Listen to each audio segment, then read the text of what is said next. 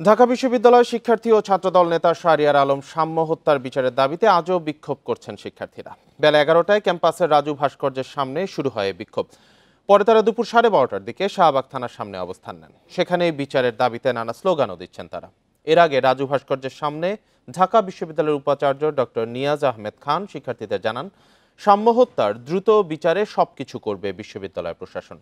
রাজনৈতিক দলাদলির ঊর্ধ্বে উঠে ন্যায় বিচার নিশ্চিত করতে হবে। এরই মধ্যে সোহরাওয়ার্দী উদ্যানে নিয়মিত অভিযান চালাতে গণপূর্ত মন্ত্রণালয় থেকে একটি কমিটি করা হয়েছে। ক্যাম্পাসে বিক্ষোভ কর্মসূচি চললেও স্বাভাবিক রয়েছে ক্লাস পরীক্ষা। গত মঙ্গলবার সোহরাওয়ার্দী উদ্যানে ছুরিকাঘাতে নিহত হন শাহরিয়ার আলম সাম্য।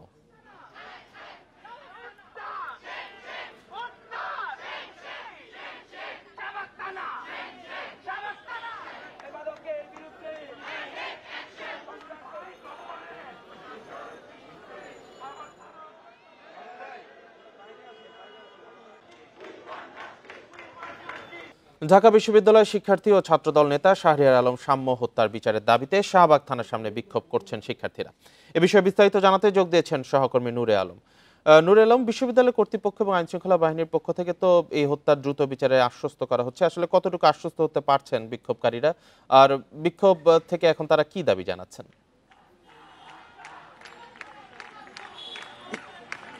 গত 13 মে রাতে ঢাকা বিশ্ববিদ্যালয়ের শিক্ষা গবেষণা ইনস্টিটিউটের শিক্ষার্থী সাম্যকে হত্যা করা হয় সোহরাওয়ার্দী উদ্যানের ভেতরে। এরপর থেকেই তার হত্যাকাণ্ডের বিচারের দাবিতে শিক্ষার্থীরা মাঠে রয়েছে এবং শিক্ষার্থীরা বলছেন 5 দিন পার হয়ে গেলেও হত্যাকাণ্ডের যে তদন্তের অগ্রগতি সেটির গতি অনেকটাই কম। এজন্য আজকের সকাল 11টায় ঢাকা বিশ্ববিদ্যালয়ের রাজু ভাস্কর্যের সামনে শিক্ষার্থীরা অবস্থান নেন। পরবর্তীতে সেখান থেকে বিক্ষোভ মিছিল করে এখন এসে শাহবাগ থানার সামনে তারা অবস্থান নিয়েছেন এবং তারা বলছেন দ্রুততম সময়ের মধ্যে সাম্য হত্যার সাথে জড়িত মূল আসামিকে গ্রেপ্তার করতে হবে। তাদের অভিযোগ এখনো মূল আসামি ধরা ছোঁয়ার বাইরে রয়ে গেছে, তাকে গ্রেপ্তার করতে হবে। আমরা দেখেছি যে শিক্ষার্থীদের একটি অংশ এবং ঢাকা বিশ্ববিদ্যালয় শিক্ষা ও গবেষণা ইনস্টিটিউটের বেশ কয়েকজন শিক্ষক তারা এই শাহবাগ জোনের রমনা জোনের এডিসি তার সাথে ভেতরে বৈঠক করছেন এবং মামলার অগ্রগতি, তদন্তের অগ্রগতি এগুলো সম্পর্কে তারা সেখানে তাকে প্রশ্ন করছেন। এর আগে রাজু ভাস্কর্যের সামনে যে সমাবেশ করা হয় সেখানে ঢাকা বিশ্ববিদ্যালয়ের উপাচার্য প্রক্টর এসে সংহতি জানান। এ সময় ঢাকা বিশ্ববিদ্যালয়ের উপাচার্য জানান সাম্য হত্যাকাণ্ডের ন্যায় বিচারের দাবিতে বিশ্ববিদ্যালয় কর্তৃপক্ষের যত ধরনের সহায়তা করা প্রয়োজন এবং যতটুকু সামর্থ্য আছে তার সবটুকুই করা হবে। তিনি সবাইকে ধৈর্য ধরার আহ্বান জানান। সেই সঙ্গে এই ধরনের হত্যাকাণ্ড আর যাতে না ঘটে সেজন্য সব ধরনের ব্যবস্থা নেয়ার কথা বিশ্ববিদ্যালয় প্রশাসনের পক্ষ থেকে তিনি জানান।